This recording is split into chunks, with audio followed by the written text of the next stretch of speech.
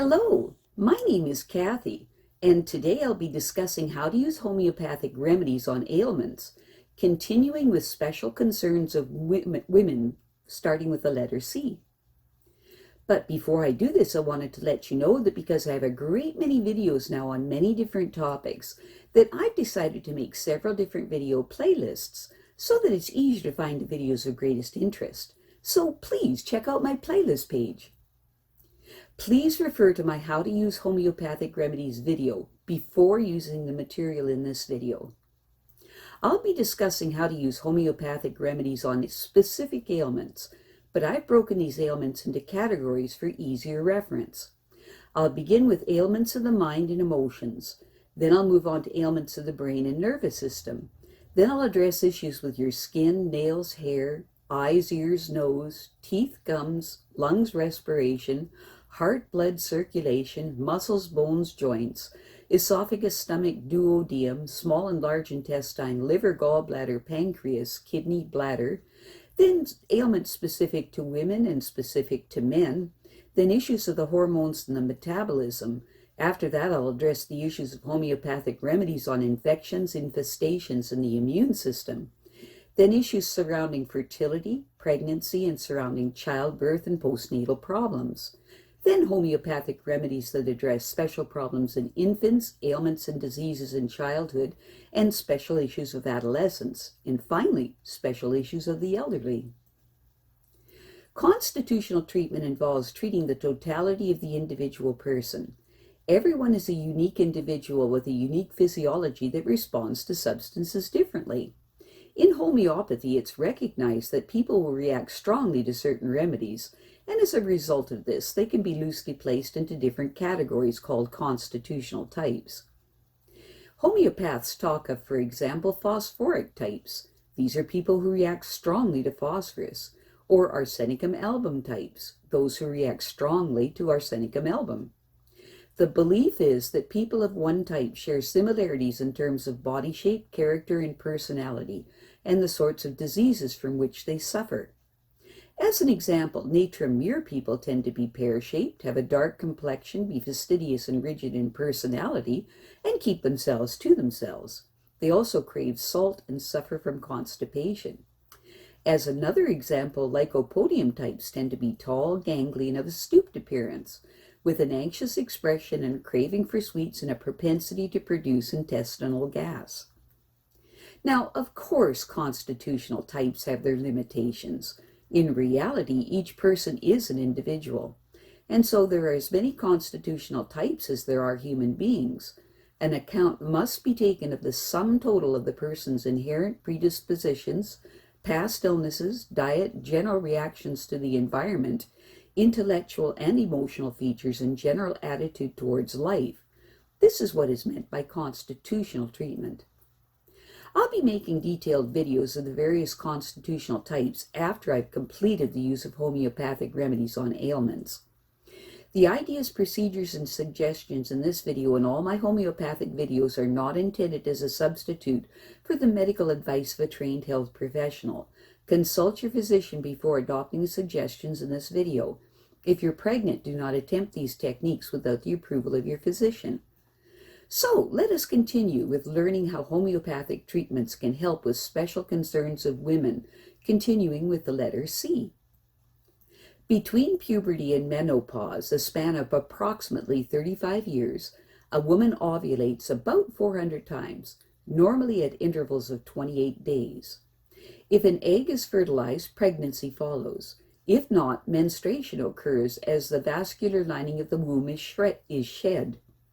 The cycle of fertility is maintained by 3 hormone-producing glands, the hypothalamus, pituitary, and ovaries. The ovaries produce 2 hormones, estrogen and progesterone, and respond to 2 hormones produced by the pituitary, which are follicle-stimulating hormone, FSH for short, and luteinizing hormone, LH for short. Estrogen levels respond to FSH levels, rise dramatically in the 12 days leading up to ovulation, and are at their lowest during menstruation. Levels of progesterone secreted in response to LH are highest after ovulation, preparing the lining of the uterus, the endometrium, for implantation of the egg. Menstrual bleeding begins approximately 2 days after estrogen and progesterone secretions reach the lowest level. About 1.5 ounces of blood are then lost over 3 to 7 days. The uterus, or womb, is a thick-walled, pear-shaped organ about 3 inches long, with a narrow neck or cervix at its lower end. The mouth of the cervix juts into the top of the vagina. Opening into the bulbous upper end of the uterus are 2 tubes about 4 inches long, called the fallopian tubes. The fallopian tubes are lined with tiny waving hairs that transport eggs from the ovaries to the uterus. It is one or the other fallopian tubes that fertilization usually occurs. There is no direct connection between the ovaries and the fallopian tubes.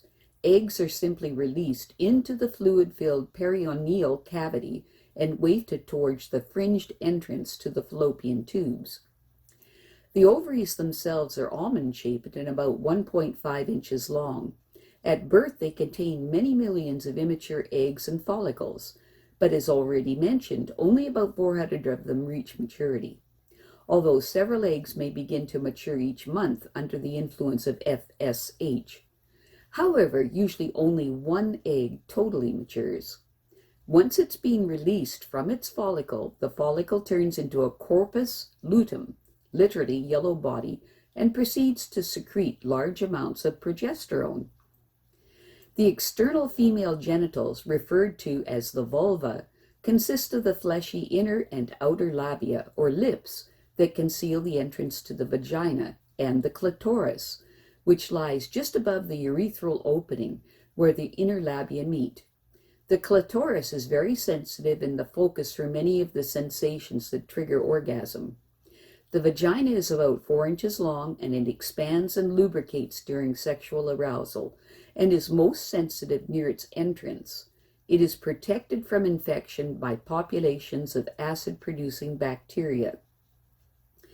Breast development is one of the first signs of puberty in women.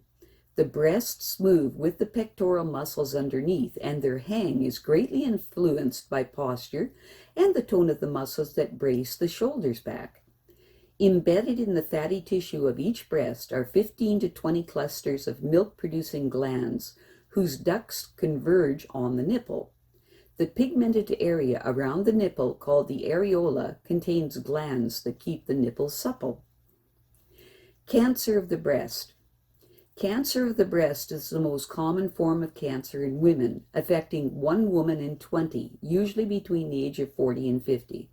The risk is slightly higher if menopause is late, or if breast cancer runs in the family, and in women who have not had children, and in smokers. The warning signs are a lump, usually in the outer or upper part of the breast, which may or may not be painful.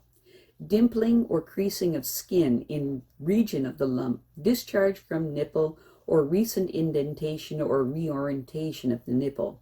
Usually only 1 breast is affected.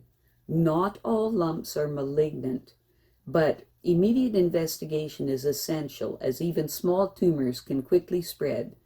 The orthodox treatment is to remove the lump in the affected breast, or the affected breast plus adjacent lymph nodes, with radiotherapy or chemotherapy as necessary.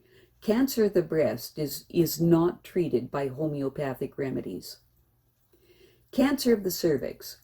Cancer of the cervix affects 1 in 80, especially after age 40. It is usually a late consequence of untreated cervical erosion that has developed into cervical dysplasia. Incidences are higher in women who have had many sexual partners, who start having intercourse very young, and in smokers. Genital warts and a deficiency of vitamin B6 may also be contributing factors. Symptoms are offensive, watery bleeding between periods, after intercourse, or after menopause. Cervical polyps cause similar symptoms, so see your doctor immediately if you have any suspicions. A cervical pap smear will rule out or confirm malignancy.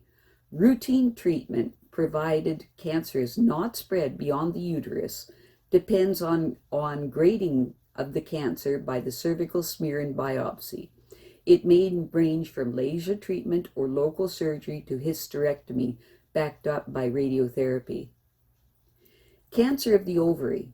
Cancer of the ovary is rare and difficult to detect in its early stages because the ovaries are deep in the abdomen. Once symptoms develop, there is lower abdominal pain and swelling, general malaise, perhaps weight loss. Cancer may be well established and already have spread by this time. Occasionally, an untreated ovarian cyst becomes cancerous. Routine treatment is to remove the ovary or removal of the ovary and uterus. Cancer of the uterus. Cancer of the uterus is most common in women aged 50 to 60 who have not had children. The warning signals are period-type pains at abnormal times, spotting of blood between periods, or reappearance of blood after menopause, sometimes accompanied by watery pink or brown discharge that smells unpleasant. A cervical pap smear and a D&C are necessary to confirm or rule out the presence of cancer. Malignant change in the lining of the uterus is fairly slow, although eventually the muscular walls of the uterus, fallopian tubes, ovaries, and other abdominal organs may be affected. Cancer of the vulva. Cancer of the vulva is a very rare, slow-growing form of cancer, most common in women over 60. It begins as a hard lump on the labia or at the entrance of the vagina, often at the site of a persistent irritation or infection, and develops into an ulcer with a thick rim and a moist center. It is almost always curable if detected early enough, and is treated by surgical removal and radiotherapy. In some cases, the lymph glands in the groin may have to be removed. Cancer, as a general rule, is best treated by other means other than homeopathy. So this is not something for homeopathy. I have a great many videos now on many different topics, so I've decided to make several different video playlists so that it's easy to find the videos of greatest interest. So please check out my playlist page. Well, that's it for now. To stay up to date with my latest videos, make sure to subscribe to this free YouTube channel by clicking the red subscribe button right below this video. Take care.